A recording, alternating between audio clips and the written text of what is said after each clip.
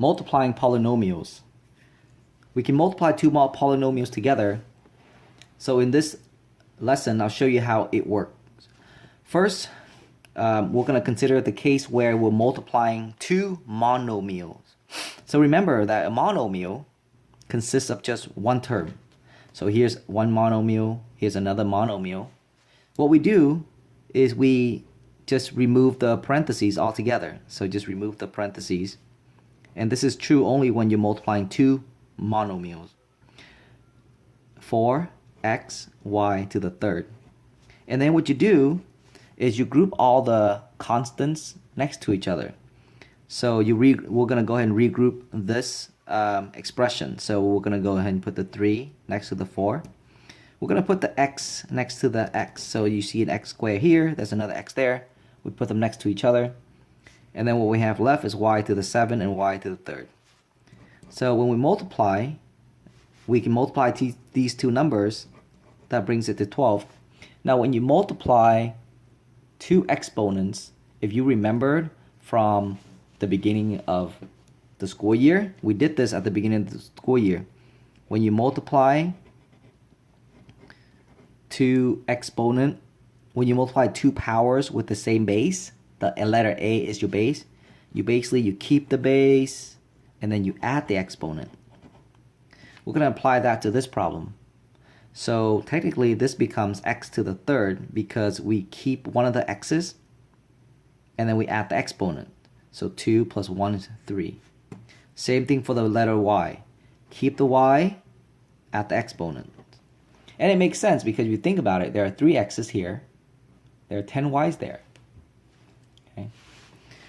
That's multiplying two monomials. Let's multiply a monomial with a binomial.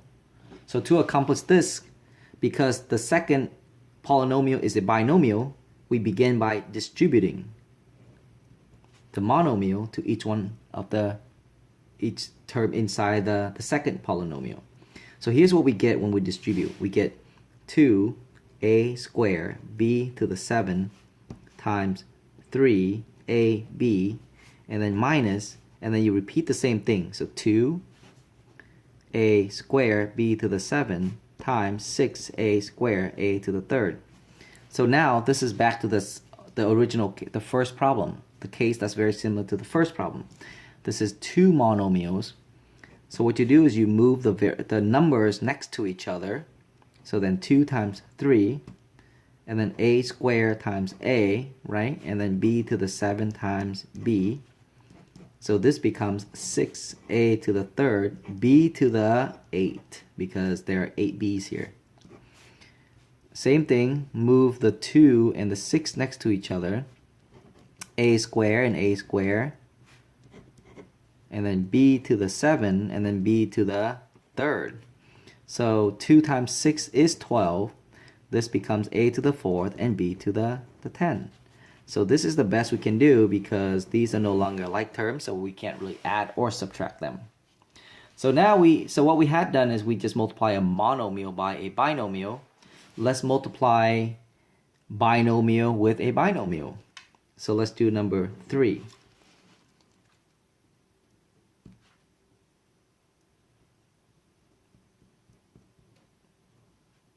So what we do is we take the number 3. So to multiply a binomial with a binomial, we take the first term in the first binomial and basically we distribute that to the entire binomial in the second part. And then we repeat the same thing to the number 2. We take the second term in the first binomial and we distribute that to the whole second binomial. Here's what's going to look like.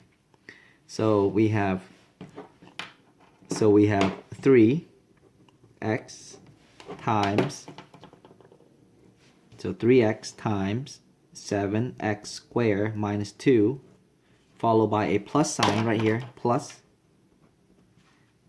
So plus 2, and then we multiply that to the same binomial again, so 7x squared minus 2, like that. That's what we do when we multiply two binomials or two polynomials. So now, once we have done that first preliminary step, we need to go ahead and distribute each one of these inside. So that becomes 3x times 7x squared minus 3x times 2. This becomes 21x to the third minus 6x. Distribute this. This becomes 2 times 7x squared minus 2 times 2.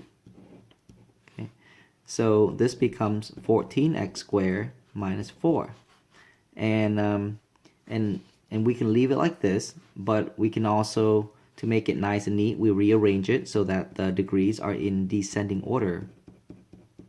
Or if there's like terms, then we will combine those like terms. Okay?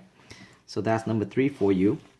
Let me go ahead and do number 4 over here so that you can see how that's done. So here's number 4. We have, and I'll write this in a black pen for the first binomial, that times this, x squared plus x minus 7. Okay, so what we do is we take the first term in the first polynomial and we distribute that to the entire binomial, and then we repeat the same thing to the number 4. So it's going to look like this. You're going to get x times x squared plus x minus 7 followed by minus 4 times x squared plus x minus 7, and then you distribute the x. That gives you x to the third. That gives you x squared. This gives you negative 7x. Proceed for the number negative 4. That gives you negative 4x squared. That gives you negative 4x. Finally, that gives you plus 28, because negative 4 times negative 7 is positive 28. Now, if you look carefully, these two are like terms, so I underline them. And these two are also like terms, so I circle them so I know to combine them. So here's my final answer. I have an x to the third. I can combine those two, and when you combine them, you add or subtract the numbers in front of them. So 1 minus 4 is minus 3. And then you keep the variable, which is x squared. These two circled terms, go ahead and combine them. That becomes negative 11x and then plus 28. I'm done. Okay. Alright, so the last thing in multiplying polynomial is to consider some of these multiplication are special, and where they're special, the idea is to somehow look at a pattern. So when are they special? They're special when you're multiplying two identical binomials. So for example, number 5. Number 5 is, what this means is you're looking at x plus 5 times x plus 5. So you're multiplying two identical binomials, and that's why they're special. So is number 6. Whenever you see the square, that means you're replicating that binomial. Now, what makes number 7 special is the fact that they differ, the two binomials only differ by a plus or minus sign. So is number 8. So these are all like special cases. So in a special case of multiplying, let's say, let me give you the general formula for a special case. So whenever you multiply, so special case. Whenever you multiply a binomial followed by a plus sign, so a plus b squared, that means you're doing a plus b times a plus b, then it turns out that you can actually do that and then distribute if you want to. But there's a shortcut, and the shortcut is that there will be 3 terms. Okay, the first term is found by just squaring this guy. Okay, the last term is found by squaring this guy. And then there's also a middle term, and the middle term is found by multiplying these two numbers together and then double it. So if you multiply these two numbers together, you get AB, and then when you double it, it's 2AB.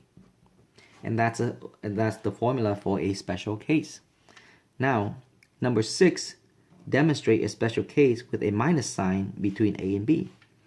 And the only thing that's different from the top line is that instead of having a plus here, you're going to have a minus here.